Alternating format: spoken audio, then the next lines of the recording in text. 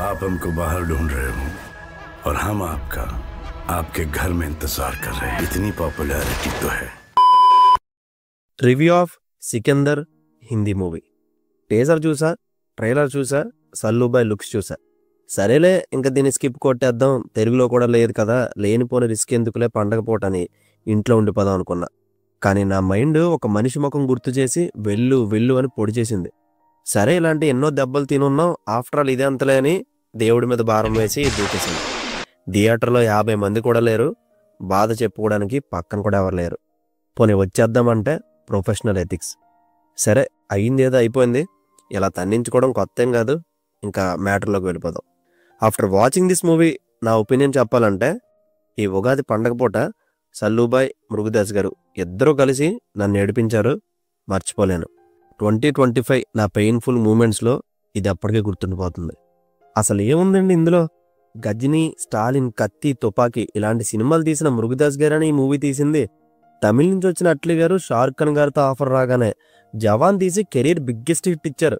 అలాంటి equal stardom ఉన్న సల్లుబాయ్తో ఇలాంటి దారుణమైన మూవీ ఎలా తీయాలనిపించిందో మరి.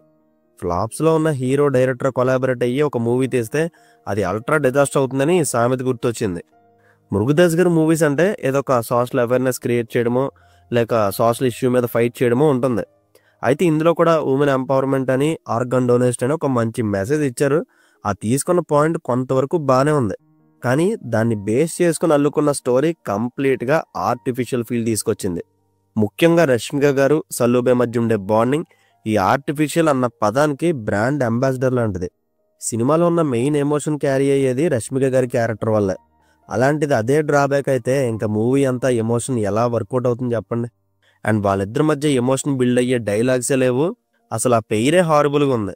దట్టు సల్లుబాయ్ మేక్ ఓవర్, అతని ఇచ్చే ఎక్స్ప్రెషన్స్, ఆ వాకింగ్ స్టైల్, డైలాగ్ డెలివరీ ఇవేవి కూడా కొంచెం కూడా వర్కౌట్ అవ్వలే. మృగదాస్ గారు ఈ సినిమాకి మాత్రం యాజ్ ఎ డైరెక్టర్గానే కాదు, ఆర్టిస్ట్ పెర్ఫార్మెన్స్ని, స్క్రీన్ ప్రెజెన్స్ని చెక్ చేసుకోవడం కూడా మానేసినట్టున్నారు. అసలే దమ్ములేని కథలో సల్లుబాయ్ని ఈ రకంగా చూపించడం వల్ల మొత్తం ఈ సినిమా మీద ఇంట్రెస్టే పోయింది. అండ్ కాజల్ గారి రోల్ ఎందుకు ఉందో తెలీదు, విలన్గా సత్యరాజ్ గారిని ఎందుకు తీసుకున్నారో తెలీదు, ఎవరి క్యారెక్టర్కి ఇంపార్టెన్స్ లేదు. ఒకవేళ ఇంపార్టెన్స్ ఇచ్చినా కూడా అది మన కళ్ళకు కనబడదు.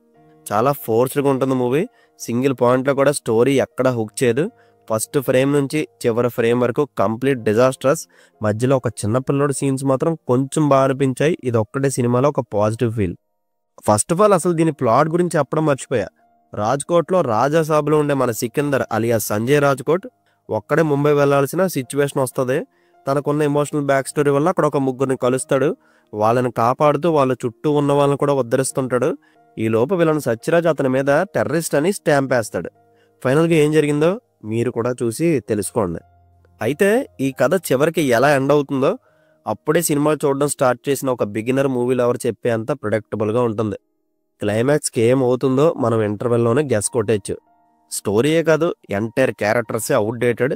ఇంకా స్క్రీన్ ప్లే గురించి మాట్లాడే అంత మ్యాటర్ ఇందులో లేదు, సారీ. కాకపోతే సంతోష్ నారాయణ్ గారి బ్యాక్గ్రౌండ్ స్కోర్ జస్ట్ అక్కడక్కడ బాగా అనిపించింది. సినిమాలో విషయం లేనప్పుడు ఆయన మాత్రం ఏం చేయగలరు.